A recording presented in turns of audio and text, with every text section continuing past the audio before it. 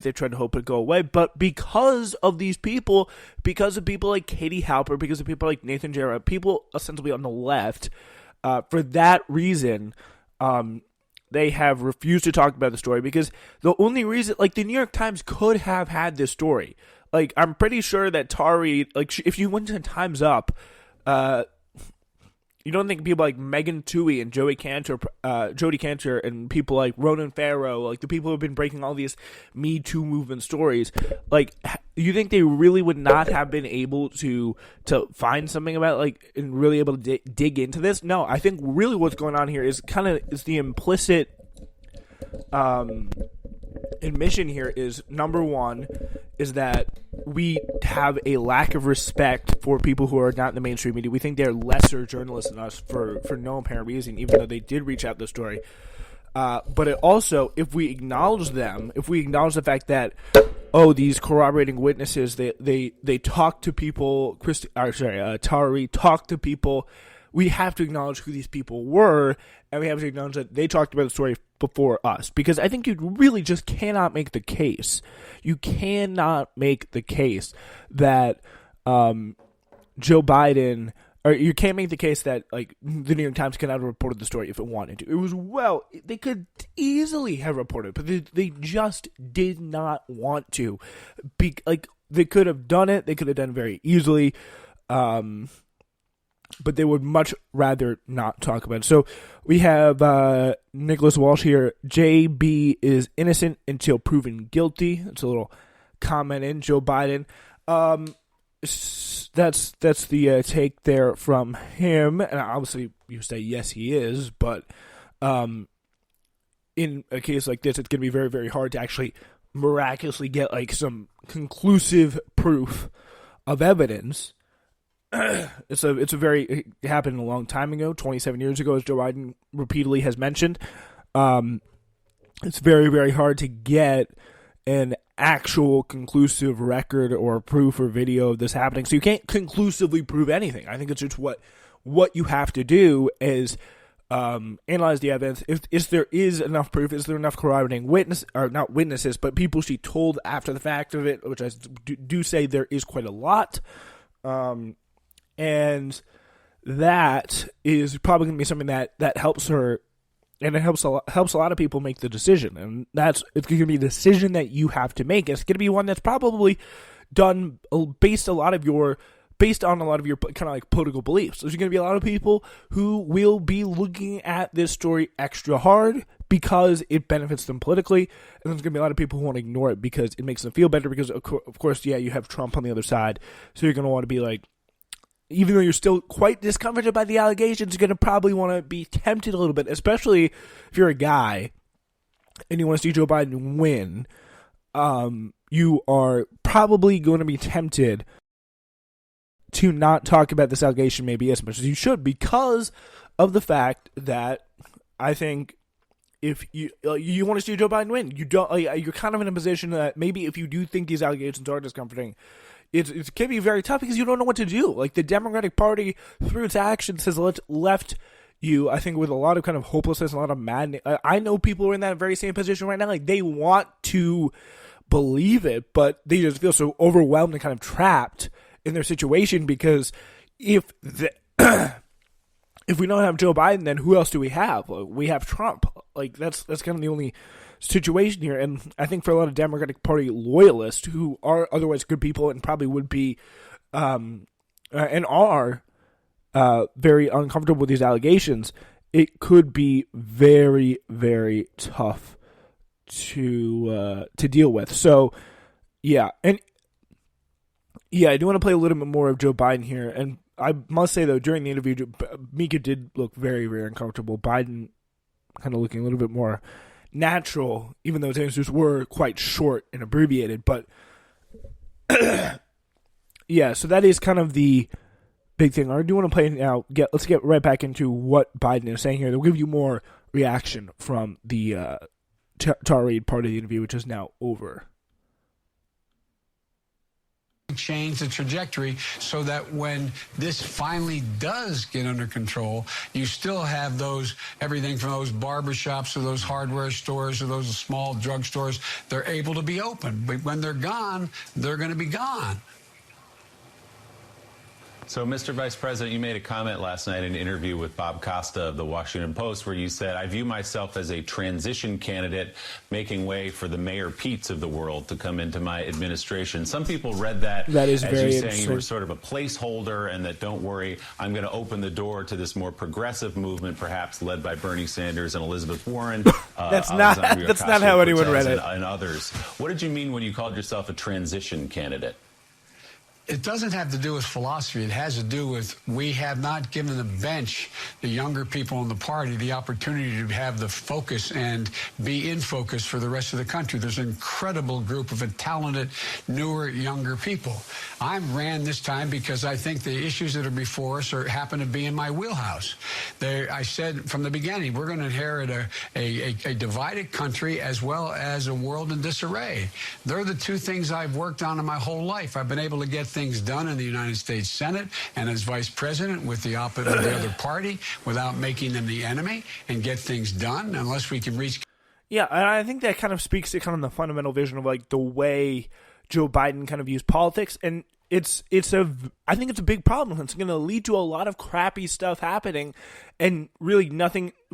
I very, very hard in kind of a broader sense. It's very, very hard to see why we advance towards progress with Joe Biden when he's talking stuff like that. It's like my main job is to pass over more of the control of the country to people like Mayor Pete. And I do get that he means younger people, but still, like the fact that he thought like the first person that came to his mind was not like AOC, but it was Mayor Pete. It kind of shows you that's who they want to push the direction of the party in. They want to see more people like Mayor Pete, more people like young mayors. Not necessarily mayors, but just young representatives, young whoever, and just kind of pass the transition to people who are just as bland and boring and uninspiring and centrist as they are. So, like, that's very, very telling and very, very scary for the future. And the fact that he's not going to try and make them the quote-unquote enemy. Like, sure, you don't want to be like pre-Civil War times when you're caning the opposition in the Senate, but you have to acknowledge that these are people with fundamentally different goals than you. They want to see people. They want to get past you. They want to get your ideas passed. They want to get their ideas passed, and you just want to get your ideas passed just as much, which Joe Biden does not want. He wants to be friends. He does not want to get real policy vision because he doesn't have one.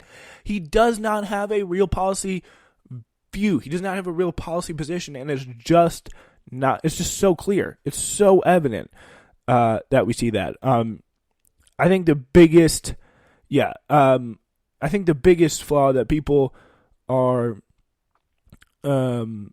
really the biggest thing people are pointing out is, why didn't Mika bring up any corroborating evidence? If you only watch the interview, you would think that no witnesses had come forward to back up Tara's account, which is not true. In fact, her brother, friend, neighbor, Larry King live call, and the former work colleague, they all back her up. So apparently Biden was a little bit selective in the staffers that he talked to, and he and the New York Times was apparently a little selective because there was a few staffers that did come out and back her up. Some people say they didn't remember it, which is not a negative or a positive. Maybe they just forgot it, right? So there is a lot of corroborating evidence, a lot more than Christine Blasey Ford. And of course, there's an entire consistent pattern of not exactly sexual assault, but a lot of groping, unwanted touching, kissing, hair sniffing from Joe Biden that we've seen for a lot of time. So who's to say that there isn't possibly more out there based on this pattern that we've seen time and time again emerge?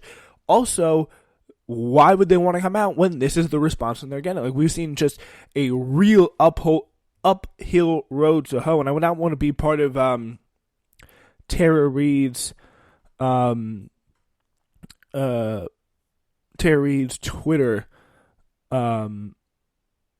I definitely would not want to be a part of Tara Reid's Twitter mentions right now, because they're definitely pretty ugly. You can only really see, because Mika's name is trending right now on Twitter, and people are furious. They are furious at her right now. I'm looking through the Twitterverse right now, and you can see, if you thought Chris Hayes, he at the very end of the show spent like 5 minutes addressing the allegations and kind of reporting it, bringing up, corroborating everything. He did a pretty good job. It was a fair segment.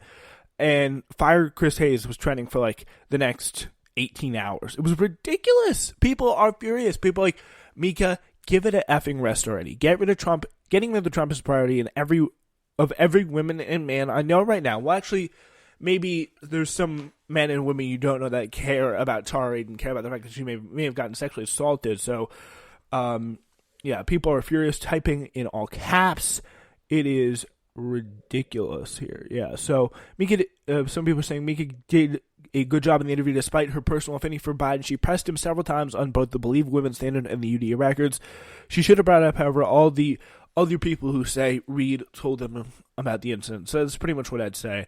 That's pretty much how I'd sum it out. That's from Amber Athey of Spectator USA. Well, that's an awful publication. But she is right. She is right. I'll give her credit there. She is right on that take there. The Spectator, if you don't know, is a vile British magazine that apparently also have tentacles in the U.S.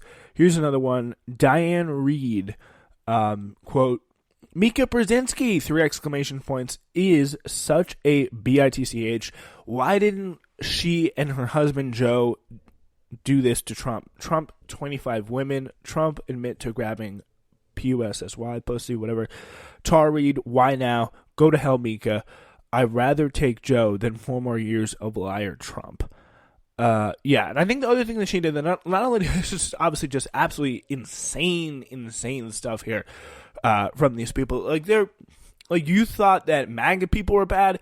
There are some I mean, I've seen it referred to kind of as blue MAGA. A lot of people on who are like the Proud Centers, very strong, but small minority of people being like absolutely furious. Everyone kind of dares to question what they do, and they really have just visceral hate for those who don't agree with them. Like, this is the kind of harassment that people said that Bernie Sanders supporters were doing. This is what you see right here. But yeah. And Sally Albright, who's a big Joe Biden supporter, probably the leader of some of the biggest centrist kooks out there, says he's, quote, he's doing okay. He's handling Mika's Udell fishing expedition perfectly. How can Udell search personal records that aren't there? Okay, well, they definitely are there. But it's just like, yeah, it's the stuff that he said. It's talking a little bit more about like the Udell person like question. I think it's very, very fair. I think it's something that's like, you have got a lot of very, very legitimate like theories, and a lot of people, including Tara Reid herself, saying that like there's a very real possibility that we could see that there are records here. There are pushes to and drives to and apparently he just made another mistake. Joe Biden doesn't know the difference between 60,000 deaths from COVID-19 and 600,000. He apparently slipped up that with his words there. But it looks like the Joe Biden interviewing is done right now on MSNBC. And of course that we have seen now, has anyone called on Donald Trump to release complete records of all his businesses in hopes that doing so might shed some light on the dozen or so sexual allegations against him? Lots of people are pretending to believe this is a standard they hold politicians to. Yeah, so Matt Iglesias there with that hot take. Like, that's, like, not... It really, I think it looks bad when every liberal's response to any kind of hint of an allegation of Joe Biden is, what about Trump? What about Trump? What about Trump? But, like, of course, it's a completely fair point to come out and say Trump should release these allegations. I think he definitely, or release these full files. I definitely think he should, but, like, what are you doing when it comes to, like, why are we not looking into Joe Biden here? Like, why are you so desperate to look past Joe Biden? Because if you put up a candidate like this against Donald Trump, like, he can't make an issue of these 21 women. He can't bring that up. He just can't. I'm sorry. Like, he's not going to be able to push Joe Biden and be like, yeah, you or Joe Biden can't push down Trump, but like, yeah, you're a serial sexual harasser, then he could just that'll be a huge excuse to bring up Tara Reid and push him and make a continued issue. There'll be tons and tons of news cycles about what's happening next with Tara Reid. I can envision it playing like right out now, and Joe Biden might not be able to make an issue out of any